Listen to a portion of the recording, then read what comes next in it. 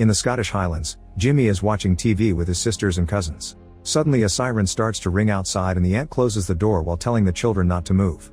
The kids get scared because they can hear chaos around the house. Jimmy goes to the door and calls his father, only for the door to start shaking. At that moment the room is forcefully opened and zombie-like creatures known as the infected burst in. They attack the girls, quickly devouring them without noticing Jimmy behind the door. He uses the chance to run away and has to watch his mother being eaten in another room. As he runs around the house, he keeps seeing all his relatives slowly transforming into infected, but luckily he manages to leave the building. There are more infected outside, so Jimmy hurries to the church to find his father and ask for his help. However, the priest doesn't think the infected are a bad thing. In fact, he thinks they've been saved because in his eyes, this is Judgment Day. He gives Jimmy his gold cross and asks him to have faith. At that moment the infected burst through the windows and Jimmy runs away, but his father stays back because he wants to be saved. The infected pile up on him and quickly bite him, causing him to become an infected too. All this chaos is caused by the rage virus. Continental Europe drives it away and contains it in the UK, which is cut off from the rest of the world. It becomes a wasteland where survivors must fend for themselves. 28 years after the initial outbreak, a community of survivors lives on Lindisfarne Island, a safe zone separated from the mainland by a tidal causeway. Today a child named Spike will be taught how to kill his first infected.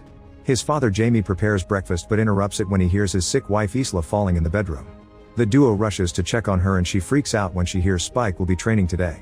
An argument ensues, but after a few words she just calms down. She's constantly suffering from memory loss and confusion, so half of the time she doesn't understand what's going on. Back in the kitchen, Spike finds Sam, who gifts him a brand new bow.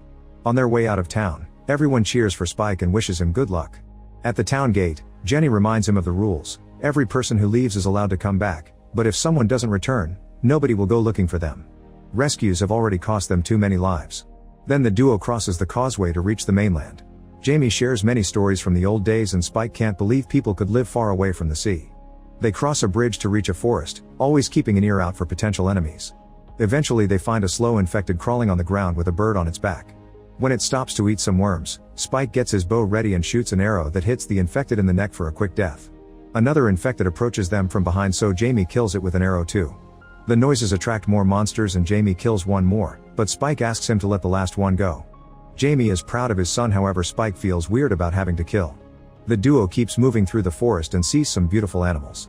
Eventually they find an abandoned house, where an infected is tied upside down with a bag covering his head and letters carved on his back. Jamie theorizes someone captured him as a human and left him as bait, so now he's an infected too. He wants Spike to kill it, but the infected keeps struggling and the kid is too scared. The infected manages to release himself and Spike is startled into shooting, so an arrow to the head kills the monster. Afterward they keep wandering and find a half-eaten animal on the ground. Spike looks up and finds its head and spine stuck on a tree. For the first time today Jamie worries because this could have only been done by an alpha infected. He makes his son move faster and not make any sounds as they keep going. When they reach an open field, they find a horde of infected and their alpha leader, so the duo rushes back to the forest as a chase ensues. The danger doesn't stop Jamie from still training Spike, telling him how to shoot on the move and go for the killing blows, which are the heart and the head. They go back to the abandoned house, shooting every infected that follows them while looking for a safe place to hide. Eventually they find the entrance to the attic and climb inside, closing it before the infected could see them. Hours pass and the duo keeps looking outside, but the alpha never leaves the area. Jamie explains to his son that alphas are bigger, smarter, and need too many arrows to be killed. They don't have arrows left, so for now they'll have to wait. Spike feels guilty because he failed some shots and was too scared to shoot faster, but Jamie assures him he did amazing for his first time. In the middle of the night they see a person with a light and Jamie explains that's the quarantine patrol. On the opposite side they see a fire and Spike is curious about it, but Jamie quickly changes the subject. When Spike falls asleep, he has a very weird nightmare about his mother drowning and structures shaking. Jamie wakes him up because the house is the one shaking and they need to get out. The duo quickly rushes out and manages to escape right before the roof collapses. Knowing that the noise will attract the infected, Jamie and Spike start running home as fast as possible. The high tide has covered the causeway, but it's not very deep so they can still cross it. Suddenly a bunch of birds fly above them and the alpha appears on the causeway to chase after them. Spike slips on the water a few times but Jamie acts quickly to help him, and together they run fast enough to get back on land. Jamie then yells and blows a whistle to alert the guards at the gate. The group turns on the lights to locate the alpha and shoot him with arrows to make him fall. The creature recovers quickly, so the next arrow is set on fire before it's shot. This actually brings the alpha down and Jamie can drag his son to the gate. Jenny makes them wait for a few seconds until she's sure they're not infected before finally opening the gate to let them in. Later at a party, everyone celebrates Spike's return and first kill. Jamie tells the full story, but Spike is uncomfortable with the celebration of so much killing. The crowd lifts Spike on a chair and he's allowed to drink. Eventually Spike is too overwhelmed and rushes outside to throw up. At that moment he sees Jamie sneaking around with another woman and is devastated to watch his father have an affair. Spike goes home, where Sam is watching over a sleeping Isla. After sharing details about his adventure, Spike asks Sam about the fire he saw. Sam thinks that was Dr. Kelson and says that Jamie refused to talk about him for a reason, but he doesn't explain further. The next morning, Isla wakes up with a terrible headache and asks for medicine, but Spike doesn't know where to find any. Then Jamie comes back and Spike can't stand looking at him, so he leaves the room.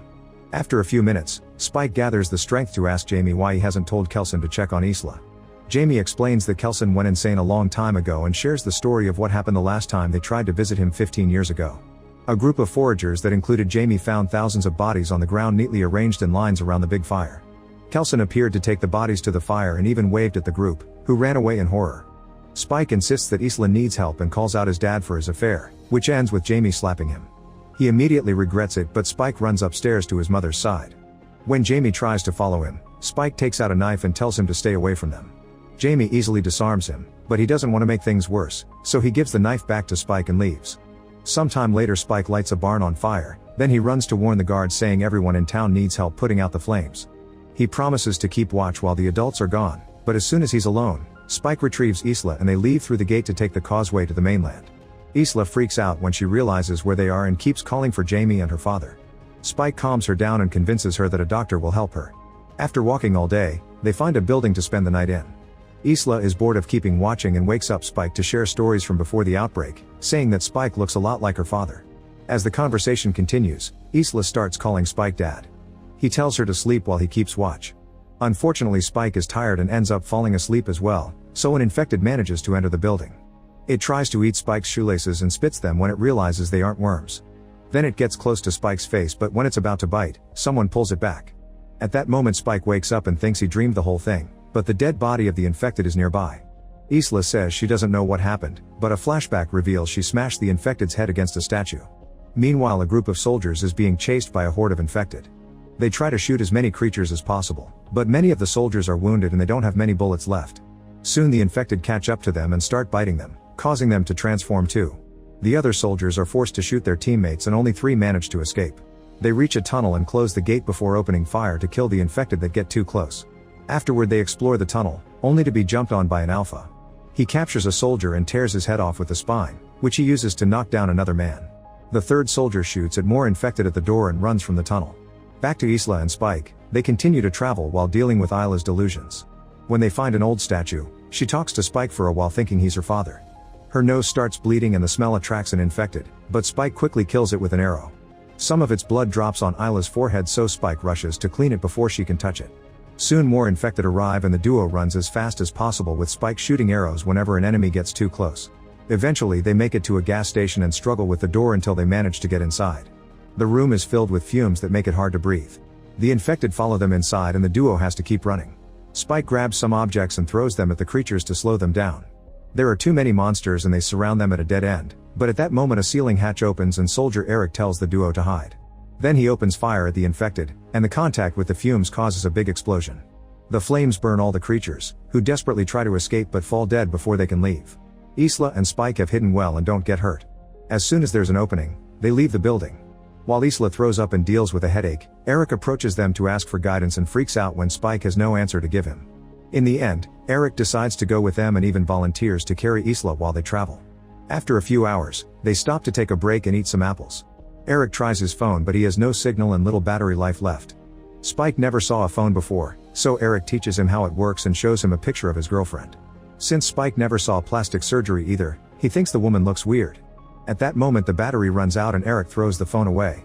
Then the group gets going and Isla leaves the guys behind when she hears a noise. She follows it to an abandoned train full of rats, and inside she's shocked to find a pregnant infected woman. At first the infected is aggressive, but Isla shows that she means no harm and helps her give birth. When the boys arrive, Isla makes Spike cut the cord and cleans the baby with water. When the infected roars and moves forward, Eric immediately shoots her dead. Eric wants to kill the baby too, however Spike and Isla have taken a closer look and concluded the child is human. When Eric is about to shoot anyway, an infected hand reaches through the ceiling and pulls him out. Then the infected jumps inside, revealing that he's an alpha and that he has Eric's head. When he notices the dead infected, he gets furious and starts chasing after the humans. As they run, Spike keeps shooting arrows, which don't cause much damage but at least slow the Alpha down. Soon Spike, Isla, and the baby manage to get off the train and the Alpha does the same to continue the chase. However, Dr. Kelson arrives and knocks him out with a sedative dart. Afterward, Kelson introduces himself, explaining he keeps his body covered in iodine because it protects him from the virus.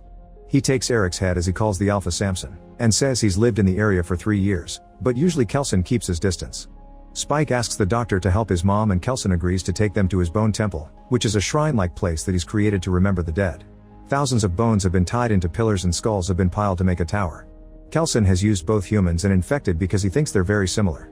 Eric's head is thrown in the fire and once all the flesh has been burned off, Kelson washes the skull and asks Spike to add it to the tower. Afterward, Kelson hears the story of the baby and concludes the placenta protected her from the infection. He runs a variety of tests on Isla and determines that she has terminal cancer. While Isla cries, Spike freaks out because he doesn't understand that he can't just steal some medicine to cure her. Isla comforts her son and admits she had been suspicious of cancer for a while, but she hadn't been sure. Keeping Spike's eyes away, Isla makes a gesture for Kelson to show her consent for mercy. Kelson teaches him about the concepts of memento mori and memento amoris, which means everyone must remember to die in love at the right time. Isla puts the baby in Spike's arms before following Kelson to the forest where he puts her out of her misery. Spike thinks about all the happy memories with his mother until Kelson comes back with Isla's clean skull. After handing the baby to the doctor, Spike climbs up the tower and puts Isla's skull at the very top as the sun rises. In the morning, Samson appears running on the field, so Kelson pushes the kids into a secret pit he's built for protection. Samson finds them and roars at them as he tries to remove the lid, but he can't and gives up. The group thinks they're safe, however Samson comes back by breaking through the wood and grabs Kelson, shaking him around before starting to choke him. Spike gets one of the doctor's sedative needles and injects Samson's arm, which instantly puts him to sleep and saves Kelson. Afterward, Spike makes his way back to town with the baby in a basket. He names her Isla and leaves her with a note outside the gate for Jenny to find. The note is taken to Jamie, who reads it to learn that Spike is gone and doesn't want to be found. The letter also clarifies that Kelson isn't crazy and the baby is clean. A desperate Jamie runs out of town to find his son, however the tide is too high and he can't go far. 28 days later, Spike is wandering around the mainland and surviving on the animals he hunts. When an infected tries to approach him, he easily kills it with one shot. There are more creatures coming, so Spike has to run away. The road is blocked by a big rock wall, but luckily only one infected finds him there and Spike kills it too. Suddenly someone makes a noise of surprise and Spike turns around to discover an older Jimmy, who is still wearing his father's cross. Jimmy is impressed by Spike's skill and reveals he has his own team. There are more infected coming, so the group jumps off the wall and fights together to bring down all the creatures in a matter of minutes. They laugh while doing it because they enjoy brutally killing like this. Jimmy celebrates the victory with a cheer and tells Spike that they should be friends. Make sure to subscribe and turn on notifications so you can watch more videos like this. Thanks for watching.